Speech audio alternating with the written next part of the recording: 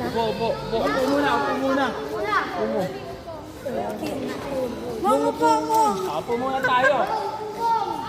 Paano tayo sasagot? Di pa natin alam yung move ng king. Dapat malaman muna natin yung move. Yung king, madali lang. Mga katabi ni square. Katabi niya. Katabi.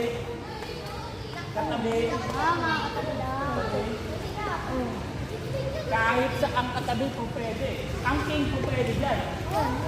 Pero ang king, meron sa restriction. Ang king, hindi mo pwedeng ilagay sa captured square. Yung makakain yung king mo. Nakita mo yan yung king, pwede siya tumulak dyan. Pwede siyang tumulak dito. Pwede siyang tumulak dyan.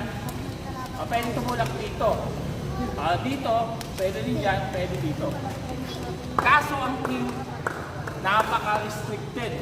Hindi katulad ng ibang pyesa, pwede mong ibigay. Ang king, hindi mo pwedeng ibigay. Pag binigay mo yung king, game over!